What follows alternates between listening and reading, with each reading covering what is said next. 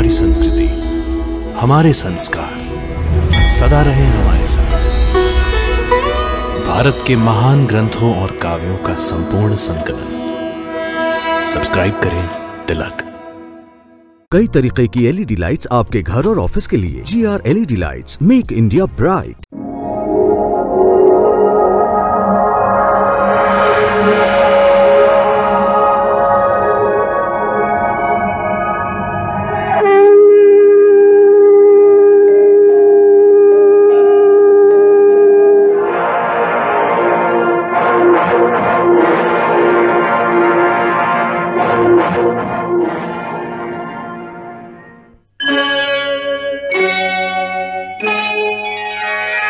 कृष्णा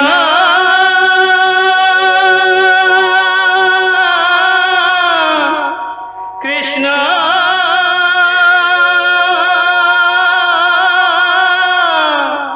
हरे कृष्णा हरे हरे।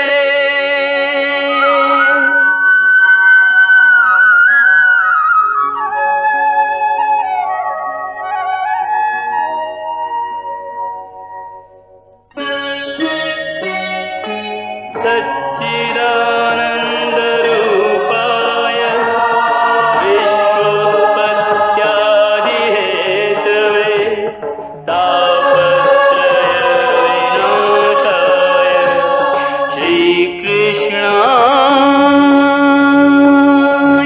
वयं नमः।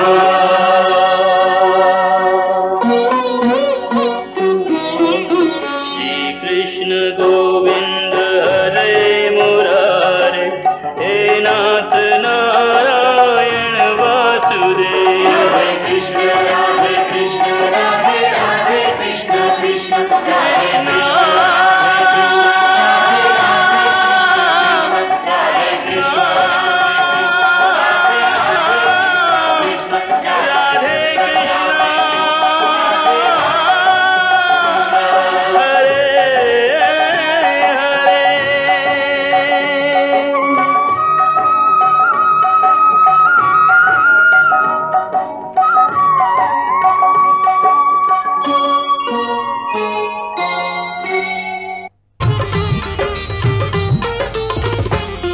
विराट स्वरूप त्रिभुवन राया, तुम्हारी जय जय त्रिभुवन राया। धन्य है यह विराट तम रूप, धन्य है यह विराट तम रूप, जिसमें ब्रह्मांड विराट समाया। तुम्हारी जय जय त्रिभुवन राया। प्रभु हम मृत्युलोक के प्राणी, निर्बल याचक और अज्ञानी। कृष्ण हरे गोविंद हरे, मोहन माधव कृष्ण हरे। हो मन में प्रेम के दीप जला दो, द्वेष मिटा दो, बैर मिटा दो। कृष्ण हरे गोविंद हरे, मोहन माधव कृष्ण हरे। ओ श्री चरणों में स्थान हमें दो, भक्ति का वरदान हमें दो। कृष्ण हरे गोविंद हरे, मोहन माधव कृष्ण हरे। ओ बनी रहे तुम्हारी ठकुराई, चाकर रखो दो सेवकाई। कृष्ण हरे गोविंद हरे, मोहन माधव कृष्ण हरे। ओ सेवा का फल बस यही मांगे, जन्म तुम पद अनुरागे। कृष्ण हरे गोविंद हरे, मोहन माधव कृष्ण हरे। कृष्ण हरे गोविंद हरे, मोहन माधव कृष्ण हरे। कृष्ण हरे गोविंद हरे, मोहन माधव कृष्ण हरे। कृष्ण हरे गोविंद हरे, मोहन माधव कृष्ण हरे। कृष्ण हरे गोविंद हरे, मोहन माधव कृष्ण हरे। हरे कृष्ण कृष्ण कृष्ण हरे हरे, हरे कृष्ण कृष्ण कृष्ण हरे हरे, हरे कृष्ण कृष्ण कृष्ण हरे हरे, हरे कृष्ण कृष्ण कृष्ण हरे हरे। हरे कृष्ण कृष्ण कृष्ण हरे हरे, हरे कृष्ण कृष्ण कृष्ण हरे हरे।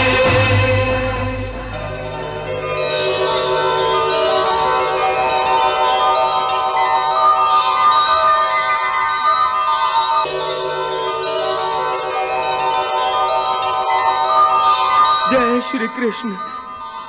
संजय, जय श्री कृष्ण, जय श्री कृष्ण, जय श्री कृष्ण। संजय! जी महाराज।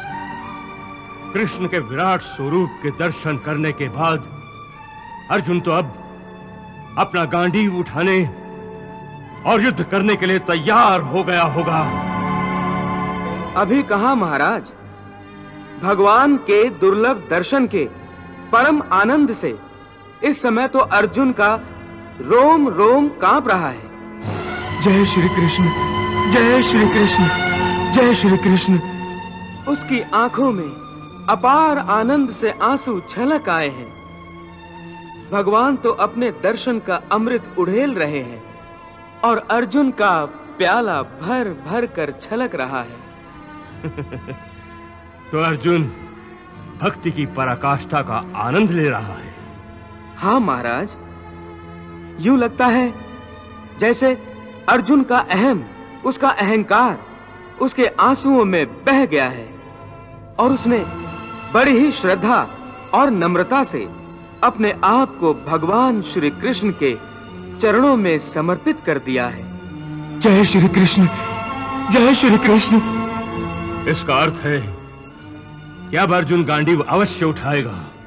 सो तो है, परंतु इस समय तो उसकी ऐसी अवस्था नहीं है। ऐसा लगता है जैसे वो भावना के नशे में अचेत हो गया हो।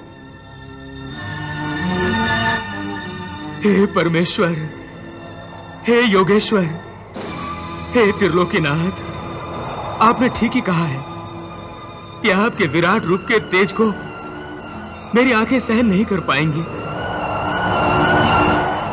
आपका ये विशाल और विकराल रूप देखकर मेरा मन घबराहट के मारे व्याकुल हो रहा है। आपने विराट रूप के दर्शन के लिए मुझे दिव्य दृष्टि तो प्रदान कर दी, मगर इन आंखों में इतनी सहन शक्ति, इतनी क्षमता भी नहीं है कि आपके इस परम तेजस्वी रूप को और अधिक ग्रहण कर सकें। इसलिए हे विश्वनाथ, हे प्रभु, मैं आपसे फिर प्रार्थना करता हूं कि मेरी घबराहट और व्याकुलता को दूर करने के लिए प्रभु मुझे अपना शीतल रूप दिखाइए। मैं आपके दिव्य चतुर्भुज रूप के दर्शन से अपना मन शांत करना चाहता हूं। आप फिर से शंख, पद्म, गदा धारण करके अपने सौम्य चतुर्भुज रूप में मुझे दर्शन देने की कृपा करें। हे भक्त, मैंने तुम्हें पहले जता दिया था कि तुम मेरे विराट स्वरूप के तेज को सहन नहीं कर सकोगे।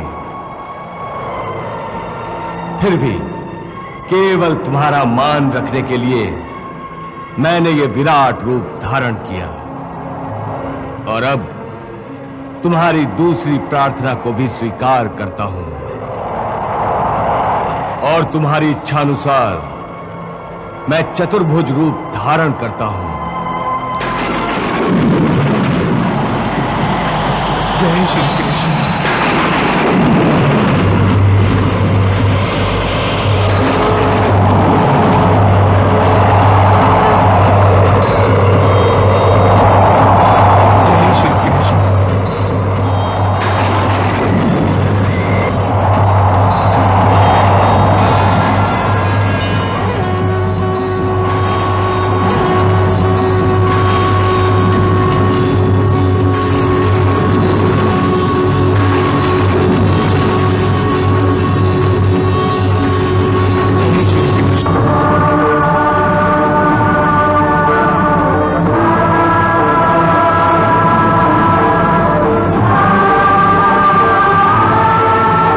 हे श्री कृष्ण, हे जनार्दन, आपका विराट रूप देखकर मेरा मन भयग्रस्त हो गया था, परंतु आपके इस चतुर्भुज रूप के दर्शनों से मेरा चित्त शांत और मन स्थिर हो गया है।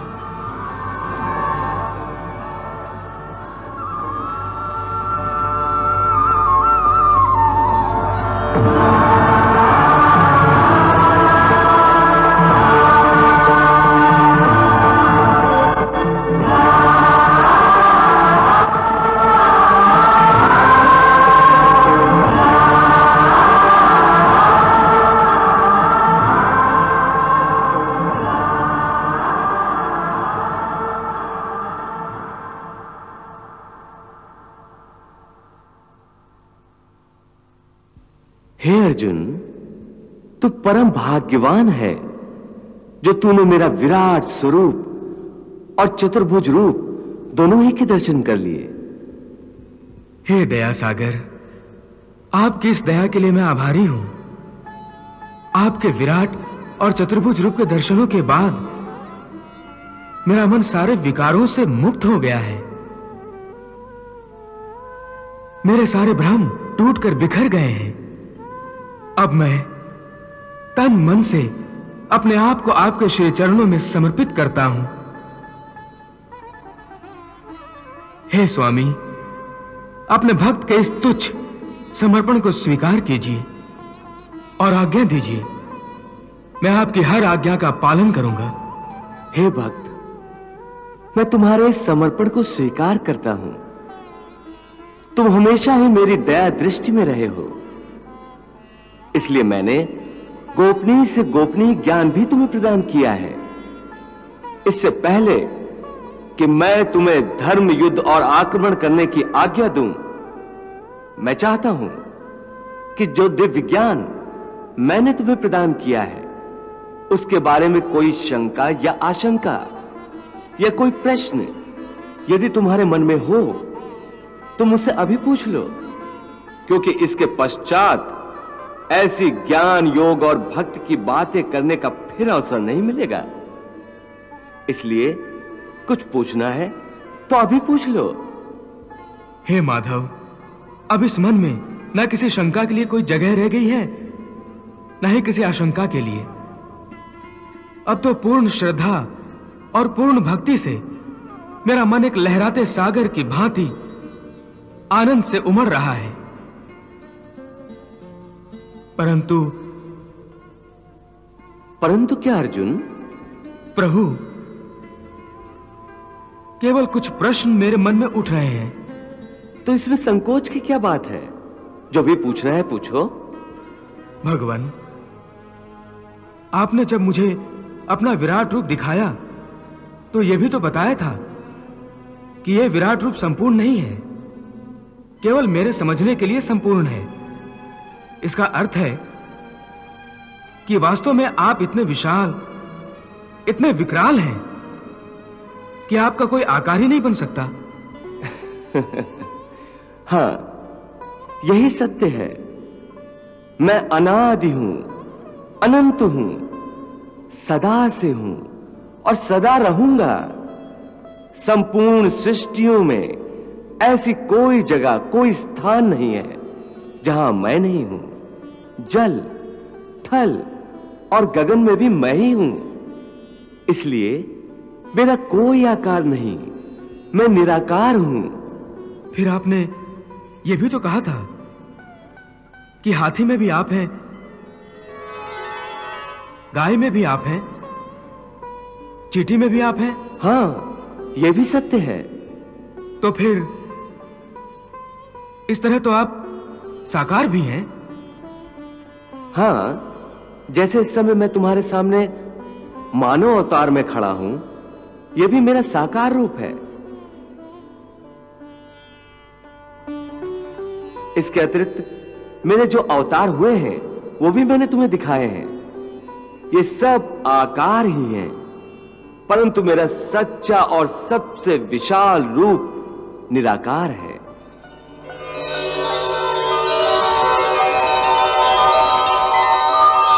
निराकार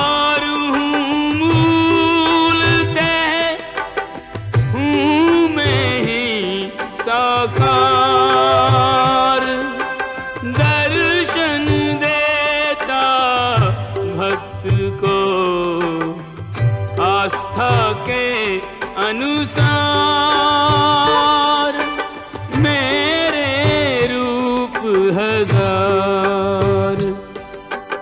मैं हूँ निराकार, मेरा रंग है न रूप कोई, कहीं से आरंभ हूँ न कहीं पर समाप्त हूँ।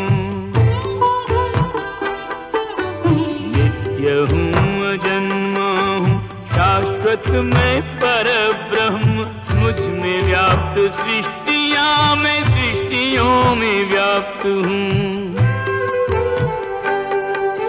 निजानंद लीन सर्वशक्तिमान सीमाहीन, किसी के अधीन नहीं, निज में पर्याप्त हूँ। मैं अलख निरंजन हूँ, दुर्लभ असाध्य हूँ, पर भक्ति भरे नयनों को सहज ही मैं प्राप्त हूँ।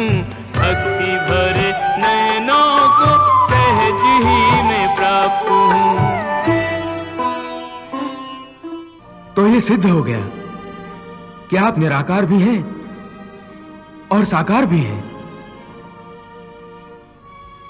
आपके भक्त जो आपको साकार समझते हैं, वो आपके अवतारों की प्रतिमाएं बनाकर आपकी पूजा करते हैं, और जो भक्त आपको निराकार मानते हैं, वो आपको निराकार रूप में पूजते हैं। इनमें से कौन सही है? वो जो आपकी प्रतिमाओं और मूर्तियों की पूजा करते हैं, या वो भक्त जो आपके निराकार रूप को पूजते हैं? हे अर्जुन, गलत कोई भी नहीं है। मेरे भक्त को मेरा रूप चराचर किसी वस्तु में भी दिखाई देता है, तो वो मन में मेरा ही ध्यान करके उसे पूजता है। मेरे रूप या अवतारों की मूर्तियां बनाकर भी पूजा की जाती है।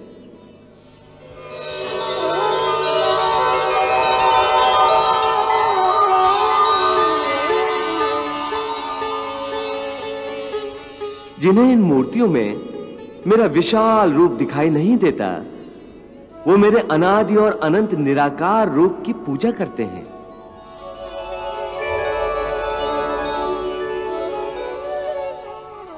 दोनों तरह के भक्त भक्ति के रास्ते पर चलते चलते मेरे परम धाम की ओर बढ़ते हैं।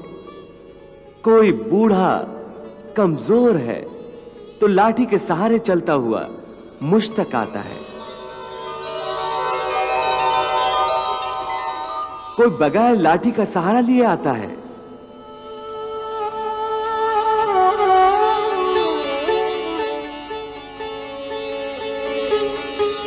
हे अर्जुन, मेरे भक्त बड़े अनोखे और निराले हैं। निराकार ब्रह्म से न होते संतुष्ट, कई चाहते हैं देखना समीप अपने इष्ट को। मूर्तियों में मूर्तिमान हो के रहूं विद्यमान, देता हूँ समाधान भक्त चित्त अतिष्ठ को। लाठी जो टेक टेक चलते पग एक एक, वे भी पहुंच जाते हैं अपने निर्दिष्ट को। निराकार ध्याएं या ध्याएं साकार रूप, दोनों प्राप्त करते हैं परम पद विशिष्ट को। दोनों प्राप्त करते हैं अपने अपने इष्ट को। कोई मुझे अपना पिता मानकर मुझसे बेटे का रिश्ता जोड़ लेता है।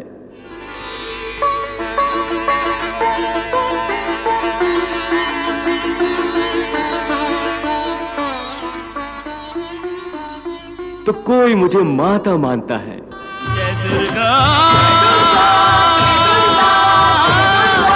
जय माता, जय माता। तो कोई मुझे सखा मानता है। दिखाओ, क्या छुपा रहे हैं? अरे दिखाओ तो, अरे दिखाओ ना। नहीं कुछ नहीं। अरे दिखाओ ना सुदामा। तो कोई मुझसे प्रेम का नाता जोड़ लेता है, जैसे गोकुल की गोपियां।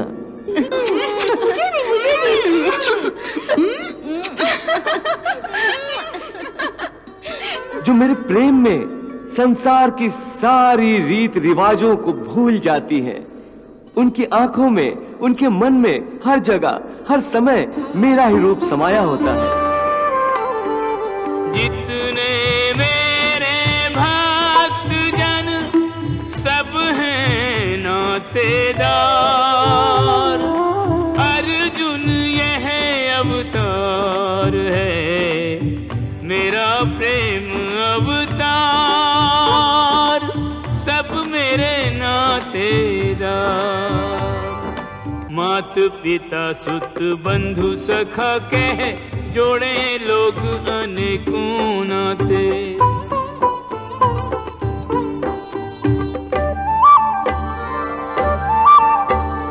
बालक जान झुलाते पलना, ठाकुर जान के भोग लगाते। गोकुल में गोलोक के वासी, गोकुल में गोलोक के वासी, गोपियां बन मेरे पीछे आते। गोकुल में गोलोक के वासी, गोपियां बन मेरे पीछे आते। पार्थ सारथी बन जाता मैं, नेह के नाते निभाते निभाते। जो मुझको जिस भाव से ध्याते, वो मुझको उस रूप में पाते।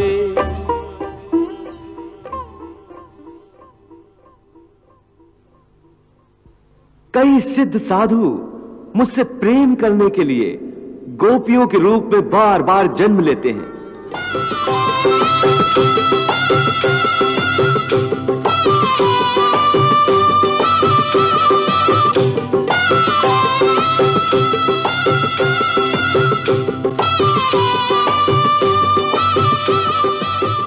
मैं सब भक्तों को उनकी भक्ति का बदला उनके मन चाहे रूप में देता हूं। मैं उनका पिता भी हूं, माता भी हूं, सखा भी हूं और प्रीतम भी मैं ही हूं।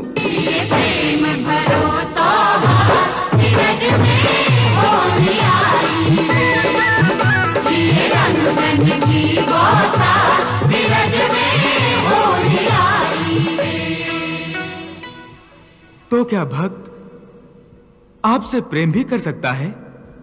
प्रेम ही तो भक्ति है। जिसके मन में प्रेम ना हो, वो मेरा भक्त कैसे हो सकता है? सच पूछो तो मैं प्रेम ही प्रेम हूं। प्रेम ही परमात्मा है। प्रेम ही भक्ति है, प्रेम ही पूजा, पूर्ण समर्पण मुझको भाए। प्रेम डगरिया चल के राही, मेरी नगरिया तक आ जाए। प्रेम मेरे संग करने वाला, मुझ तक पहुंचे मुझी में समाए। किसी से प्रेम करने की कोई विधि नहीं होती, परंतु पूजा करने की तो कई विधियां हैं। आपके भक्त इन्हीं विधियों के अनुसार आपकी पूजा और भक्ति करते हैं। हे अर्जुन, पूजा मन की साधना होती है और मन की साधना का विधि से क्या लेना देना।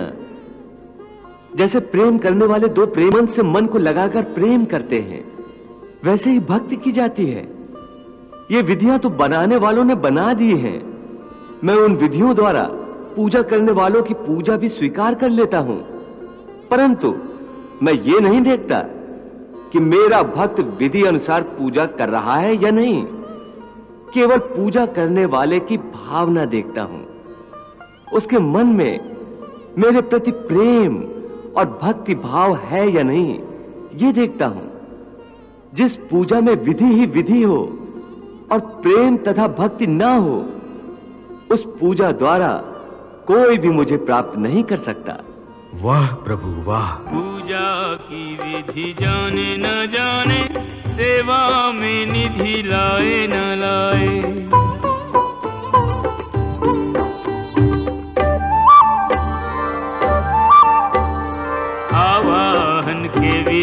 भजन के कोई मंत्र सुनाए या न सुनाए।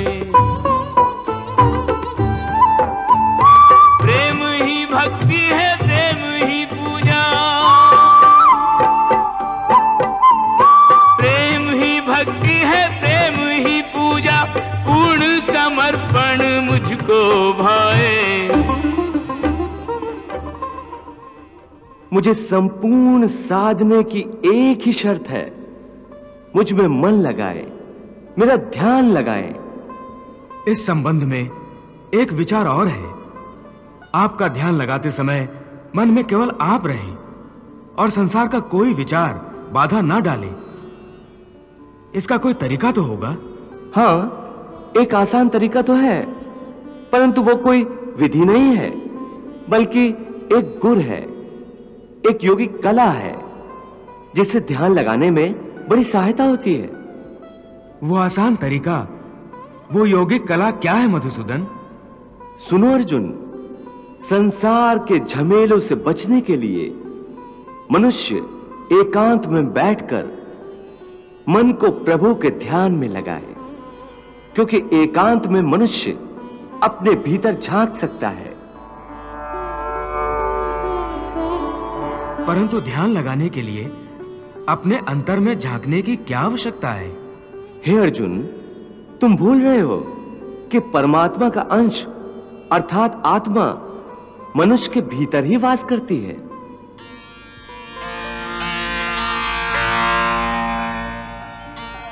इसी आत्मा से संपर्क ही प्रभु से मिलन का पहला चरण है। इसलिए हे अर्जुन, जो मुझसे मिलन चाहता है उसे सबसे पहले अपने अंतर में ही झांकना चाहिए। और यह तभी संभव हो सकता है जब मनुष्य का अपना शरीर उसके नियंत्रण में हो। यदि देह काबू में ना हो तो मनुष्य को ध्यान लगाने का उद्देश्य नहीं मिल पाएगा। हे योगेश्वर, ध्यान लगाने का अंतिम उद्देश्य क्या है? ध्यान योग का उद्देश्य परमात्मा से संपर्क करना होता है।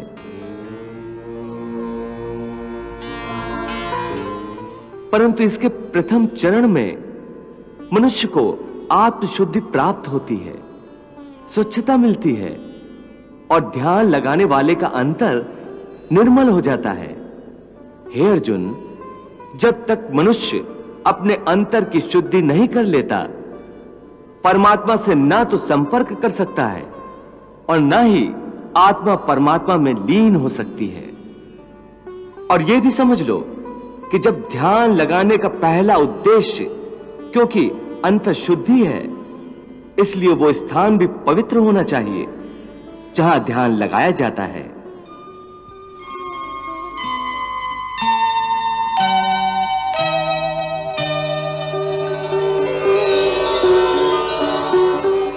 हे अर्जुन, मेरा ध्यान लगाते समय मनुष्य को चाहिए कि वो अचल बैठकर अपनी पीठ, सिर और गले को समान और सीधा रखे और अपनी दृष्टि को अपनी नाक के अगले भाग पर इस तरह जमाए कि दूसरी सारी दिशाएं आंखों से ओझल हो जाएं।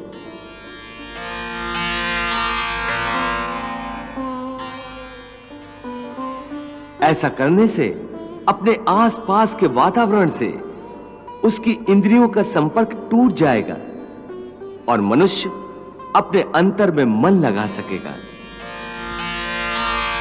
हे पार्थ, समम काय शिरोग्रीवम धार्यन् न चलन स्थिरा संप्रेक्ष्य नासिकाग्रम स्वम दिशश्चान अवलोकयन्। हे मधुसूदन, यह तो बड़ा ही सहज और अच्छा तरीका है। इस ढंग से तो कोई भी मनुष्य आसानी से ध्यान लगा सकेगा। यह ठीक है अर्जुन, परंतु वो मनुष्य मुझ में ध्यान नहीं लगा सकेगा जिसके जीवन में संतुलन ना हो। ध्यान लगाने में सफलता के लिए मनुष्य को संतुलन का पालन करने वाला होना चाहिए। मेरे भक्त को चाहिए कि वो ना इतना खाए कि यूं लगे जैसे वो केवल खाने के लिए जीता है।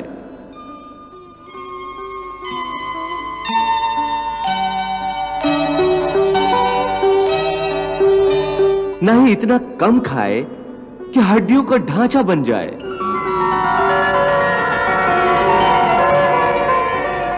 न इतना सोए कि दिन को भी रात समझे, न इतना कम सोए कि रात को भी रात न समझे। युक्त आहार विहारस्य युक्त चेष्टस्य कर्मसु युक्त स्वप्नावबोधस्य योगो भवति दुःखः। यदि सुख मिले तो खुशियों से नाचने न लगे,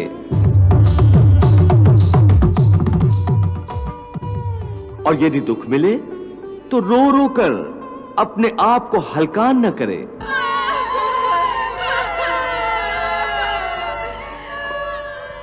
दुख सुख की हवा के झोंकों से न भड़कने बुझने वाला मनुष्य उस दीपक की ज्योति की भांति होता है जो तेज हवा में भी सीधी और अडोल रहती है।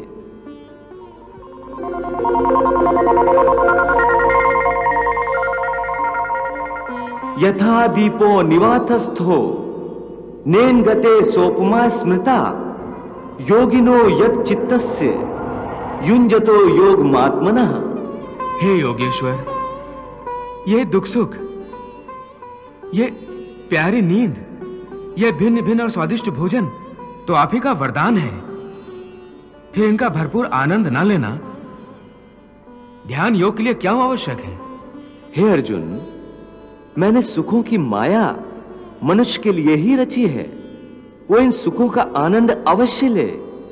मैं ये नहीं चाहता कि मनुष्य दुख में रहे, दरिद्रता में रहे। मैंने आनंद की रचना ही इसीलिए की है कि समस्त प्राणी जीवन में आनंद से रहें, परंतु इस आनंद में परमानंद को भूल जाएं।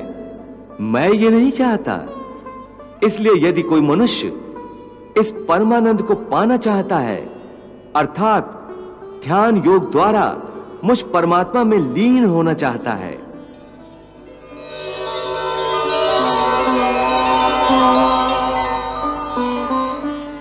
तो उसके लिए आवश्यक है कि वो इस माया में उलझा न रहे और मोक्ष प्राप्त करे। अन्यथा जन्म जन्मांतर के चक्रव्यूह में ऐसा फंस जाएगा कि निकल ही नहीं सकेगा। रूप है अनेक भले जन्म है अनेक मेरे, मुझसे मिलने में अंतर इससे न आए रे।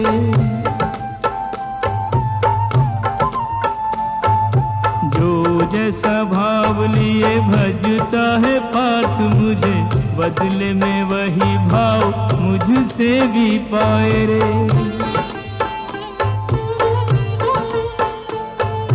पूजा आराधना करे जो जिस रूप में, वो मेरा दर्शन उसी रूप में पाए रे। नदियों का नीर जैसे सिंधु में समाए, ऐसे मेरा भक्त अंततः मुझी में समाए रे।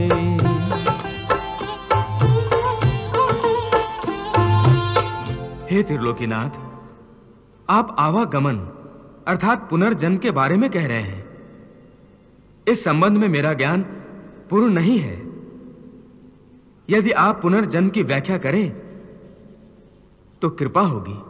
पार्थ, इस सृष्टि के प्राणियों को मृत्यु के पश्चात अपने अपने कर्मों के अनुसार पहले तो उन्हें परलोक में जाकर कुछ समय बिताना होता है, जहां वो पिछले जन्मों में किए हुए पुण्य कर्मों अथवा पाप कर्मों का फल भोगते हैं। फिर जब उनके पुण्यों और पापों के अनुसार सुख दुख को भोगने का हिसाब खत्म हो जाता है, तब वो इस मृत्युलोक में फिर से जन्म लेते हैं। इस मृत्युलोक को कर्मलोक भी कहा जाता है, क्योंकि इसी लोक में प्राणी को वो कर्म करने का अधिकार है जिससे उसकी प्रारब्ध बनती है। हे केशव, हमारी धरती को मृत्युलोक क्यों कहा जाता है? क्योंकि हे अर्जुन, केवल इसी धरती पर ही प्राणी जन्म और मृत्यु की पीड़ा सहते हैं। अर्थात दूसरे लोकों में प्राणी का जन्म अथवा मृत्यु नहीं होती? नहीं अर्जुन, उन लोकों में प्राणी का न जन्म होता है और न मृत्यु, क्योंकि मैंने तुम्हें पहले ही बताया था कि मृत्यु केवल इस शरीर की होती है, आत्मा की नहीं। आत्मा तो न जन्म लेती है और न मरती है। तुमने तो यह भी कहा था कि आत्मा को सुख दुख भी नहीं होते, परंतु अभी कह रहे हो कि मृत्यु के पश्चात आत्मा को सुख भोगने के लिए स्वर्ग आदि में अथवा दुख भोगने के लिए नरक आदि में जाना पड़ता है। तुम्हारा मतलब यह है कि आत्मा को केवल पृथ्वी लोक पर ही सुख दुख नहीं होते, स्वर्ग अथवा नरक में आत्मा को भी सुख या दुख भोगने पड़ते हैं? नहीं अर्जुन, आत्मा को कहीं किसी स्थान पर या किसी काल में भी सुख दुख छू नहीं सकते, क्योंकि आत्मा तो मुझ अविनाशी परमेश्वर का ही प्रकाश रूप है। हे अर्जुन, मैं माया के अधीन नहीं, बल्कि माया मेरे अधीन है, और सुख दुख तो माया की रचना है। इसलिए जब माया मुझे अपने घेरे में नहीं ले सकती, तो माया के रचे हुए सुख या दुख मुझे कैसे छू सकते हैं? सुख दुख तो केवल शरीर के भोग हैं, आत्मा के नहीं। हे केशव, लगता है कि तुम मुझे शब्दों के माया जाल में भरमा रहे हो। मान लिया कि सुख दुख केवल शरीर के भोग हैं, आत्मा इनसे अलिप्त है। फिर जो शरीर उनको भोगता है उसकी तो मृत्यु हो जाती है, वो शरीर तो आगे नहीं जाता। फिर स्वर्ग अथवा नरक में सुख दुख को भोगने कौन जाता है? जीव आत्मा। जीव आत्मा? हां पार्थ, जीव आत्मा। ये जीव आत्मा क्या है केशव? देखो, जब किसी की मृत्यु होती है तो असल में ये जो बाहर का स्थूल शरीर है केवल यही मरता है। इस स्थूल शरीर के अंदर जो सूक्ष्म शरीर है वो नहीं मरता।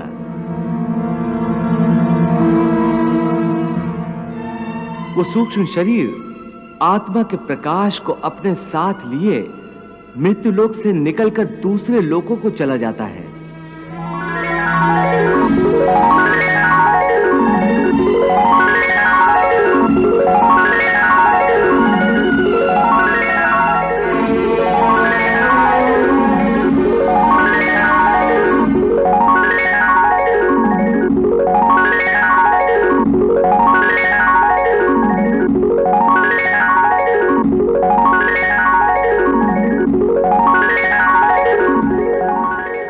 उसी सूक्ष्म शरीर को जीवात्मा कहते हैं। इसका अर्थ है कि जब आत्मा एक शरीर को छोड़कर जाती है तो साथ में जीवात्मा को भी ले जाती है। नहीं अर्जुन, ये व्याख्या इतनी सरल नहीं है। देखो, जैसे समुद्र के अंदर जल की एक बूंद समुद्र से अलग नहीं है, उसी महासागर का एक हिस्सा है। वो बूंद अपने आप सागर से बाहर नहीं जाती। हां, कोई उस जल की बूंद को एक बर्तन में भरकर ले जाए तो वह समुद्र से अलग दिखाई देती है। इसी प्रकार सूक्ष्म शरीर रूपी जीवात्मा उस आत्म ज्योति के टुकड़े को अपने अंदर रखकर अपने साथ ले जाता है।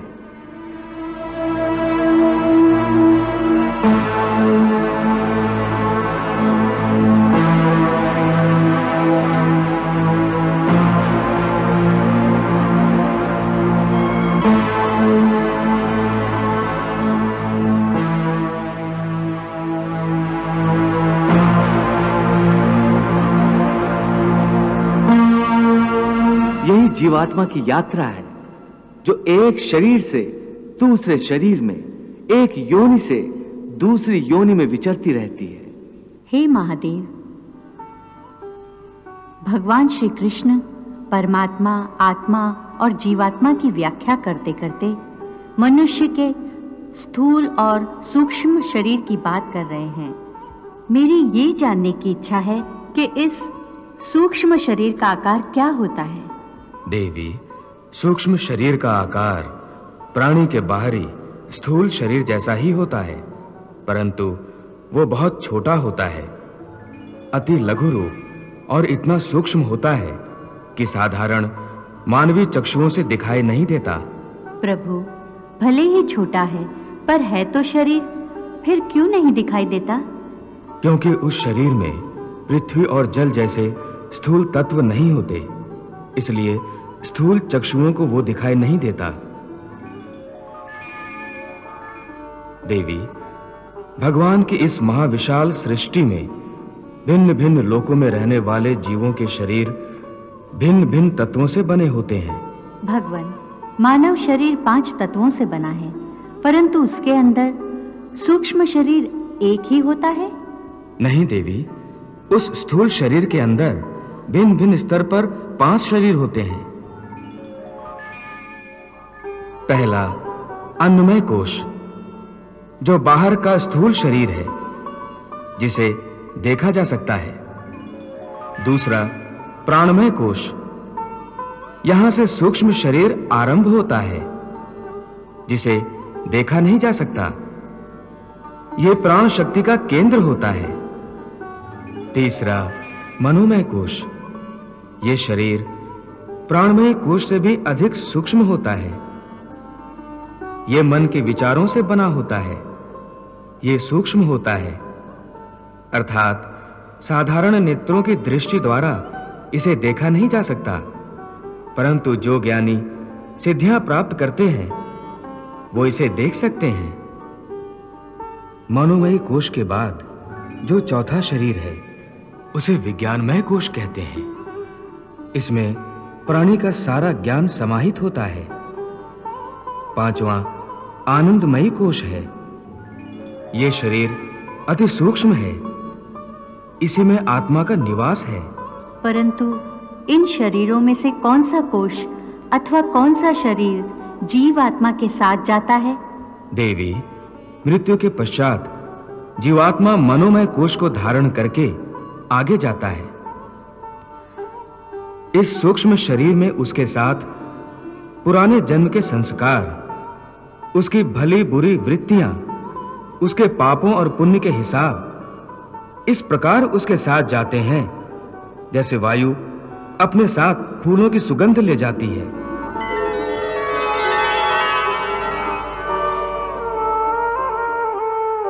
इस शरीर में सुन अर्जुन एक सूक्ष्म शरीर समाए रे।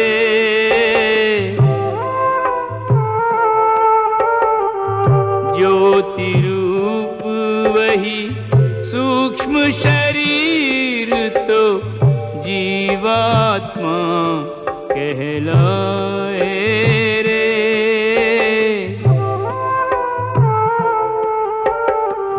मृत्यु समय जब यह जीवात्मा तन को तज कर जाए रे।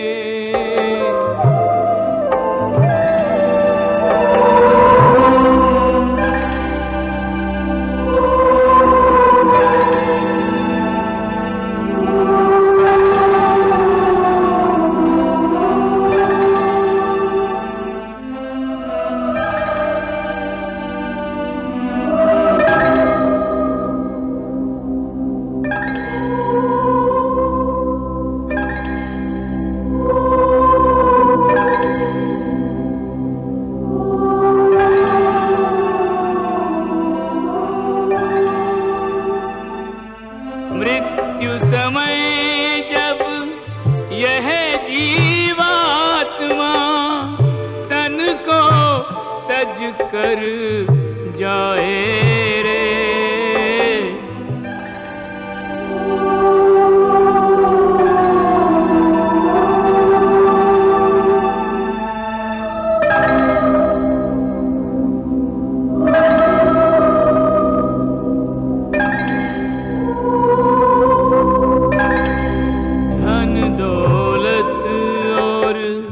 सगे